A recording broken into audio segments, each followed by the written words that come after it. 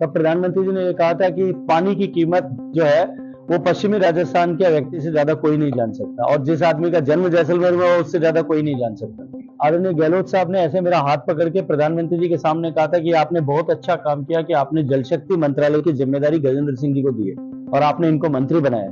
के साथ साथ जो है सेंट्रल वाटर बोर्ड का ऑफिस भी चला गया, यहाँ क्षेत्रीय रह गया, तो ये क्या है सर? देखिए, सेंट्रल वाटर बोर्ड का ऑफिस यहाँ से नहीं गया है। सेंट्रल वाटर बोर्ड का यहाँ जो ऑफिस है वो यहाँ मेरे टाइम में आया है। स्टेट जो मैं जो कह रहा हूँ, आप थोड़ी अपनी इंफॉर्मेशन को ब्रश करो शैम्पू जी। जो यहाँ से गया है या जाने की जो कवायद हुई है वो स्टेट जीडब्ल्यूडी का ऑफिस है, स्टेट ग्राउंड वर्क्स डिपार्टमेंट का। मैंने सम्मानीय मुख्यमंत्री जी को चिट्ठी लिखी है और जो है विभाग के सचिव को भी ये निर्देश दिया है कि इसको एक बार रीथिंक करना चाहिए, रीथॉट करना चाहिए। मेरे सारे एमएलए साथी यहाँ बैठे हैं, मैं इनसे भी कहूंगा कि जाकर सरकार में, प्रदेश की सरकार में, क्योंकि ये पूर्ण रूप से प्रदेश की सरकार का विषय है, ये जोधपुर का जो हक है ये न मारा जाए, इसके ऊपर इन सबको भी चर्चा करने की विषय आवश्यकता है। मैं ऑलरेडी मुख्यमंत्री से और चीफ सेक्रेटरी से दोनों से इस विषय पे बात कर चुका हूँ। ट्रेवल इंडस्ट्रियल परिवहन विभाग के पास चला जाता है, आर्कियोलॉजिकल सर्वे के पास चला जाता है, उसका धरोहर जो संरक्षण विभाग है वो अलग है। तो रेवेन्यू जनरेट करने के लिए तो टूरिज्म और प्राइवेट सेक्टर बहुत ज्यादा डेवलप है, तो सरकार ही इसमें कैसे कर पाएगी? देखिए, सरकार टूरिस्ट डेस्टिनेशन पे फैसिलिटेटर की तरह काम करती है। वहां की सड़क जाने की अगर ठीक नहीं होगी तो टूरिस्ट इनकन्वीनियंस होगी, वो कभी पूरा नहीं होगा। वहां अगर बिजली यथेष्ट मात्रा में न मिलती हो, वहां अगर पानी ठीक से न मिलता हो, इन सब की व्यवस्थाओं की जिम्मेदारी सरकार की है। सरकार उन सब व्यवस्थाओं की पूर्ति के लिए काम करे। हम नए टूरिज्म डेस्टिनेशन कैसे क्रिएट कर सकते हैं, आज मैं आपको एक उदाहरण देना चाहता हूं। हमारे पास में जवाई में एक नया टूरिज्म डेस्टिनेशन पूरा खड़ा हो गया, 10 साल पहले जिसका वजूद नहीं था, आज वहां 200 से ज्यादा रिजॉर्ट है। सरकार को सिर्फ उसमें फैसिलिटेटर की तरह वहां तक सड़क की सुविधाएं पहुंचाना है, वहां का जंगल सुरक्षित रहे, वहां के जंगली जीव सुरक्षित रहे, केवल उसके ऊपर चिंता करने का विषय है। बाकी ये सेक्टर जो है पूरी दुनिया में प्राइवेट पब्लिक दोनों की पार्टनरशिप और उनके दोनों के साझे सहयोग से ही काम करता है। जो प्रचार मिलना चाहिए था, जो स्थान मिलना चाहिए था सरकारी तौर पर और अंतर्राष्ट्रीय तौर पर, वो नहीं मिला।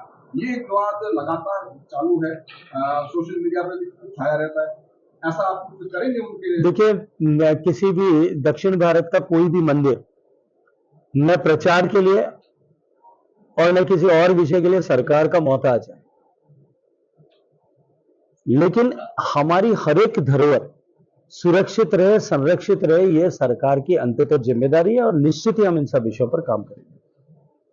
सर, जिस तरीके से पर्यटन जो प्रिंसिपल सेक्रेटरी गायत्री राठौर 2 बार पिछले साल भी कहा, इस साल भी कहा कि जोधपुर में नाइट टूरिज्म की जरूरत है, इसको लेकर कोई विकास अपना नहीं।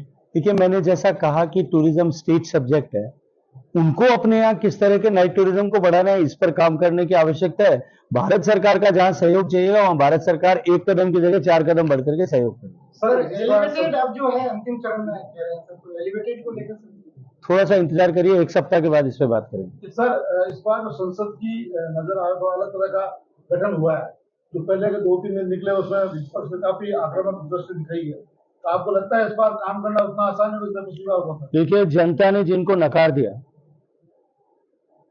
वो अब अपनी ताकत का इस्तेमाल और लोकतंत्र के उस मंदिर में अपनी शक्ति का इस्तेमाल अपने नकारे जाने का बदला लेने के लिए वहां पर कर रहे हैं।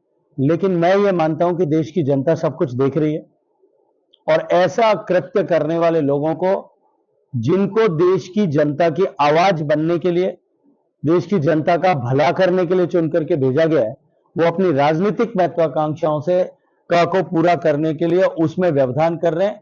मुझे लगता है कि जनता उसका हिसाब किताब करेगी। कोई तो ड्रीम होगा आपका, जोधपुर को ऐसा बनाएंगे, कुछ तो सोचा होगा। अभी थोड़ा सा रुक जाइए, उसके बारे में विस्तार से बात करेंगे।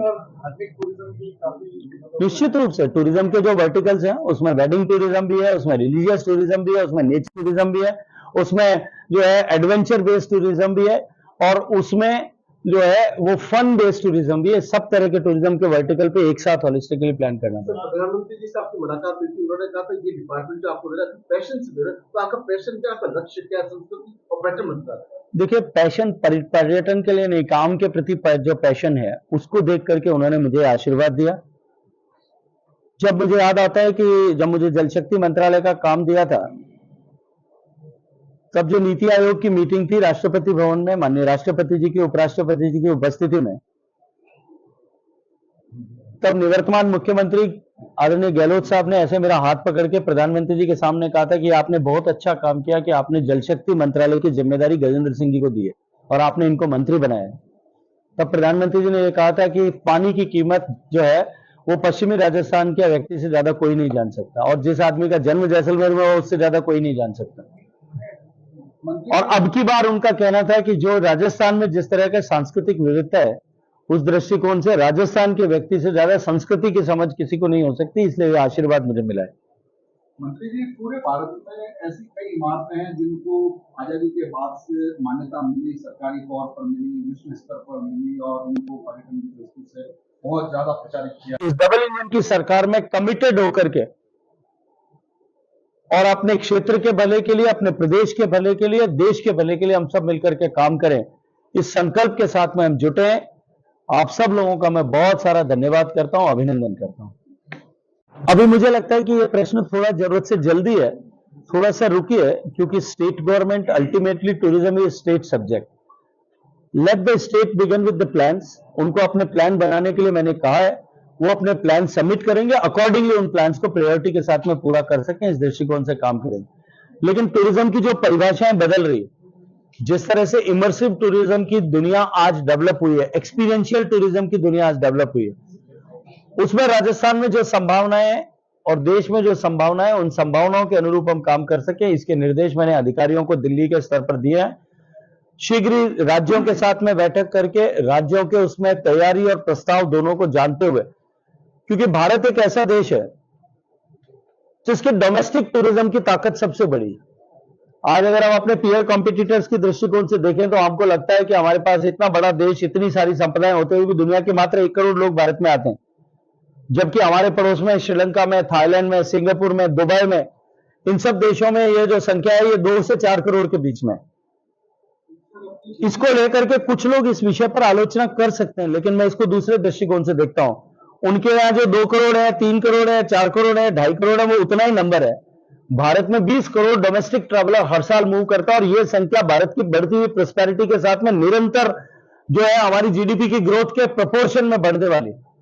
ऐसी परिस्थिति में भारत में टूरिज्म की अपार संभावनाएं हैं, और इस वर्टिकल को हम जो अभी जीडीपी में 6.2% कंट्रीब्यूट करता है, और टूरिज्म क्योंकि सबसे ज्यादा रोजगार पैदा करने वाला जो है वो सब डोमेन है, तो हम इसको 6.2% से 10% तक कैसे ले जा सकते हैं, इसके ऊपर होलिस्टिक प्लान करके माननीय प्रधानमंत्री जी के नेतृत्व में हम काम करेंगे।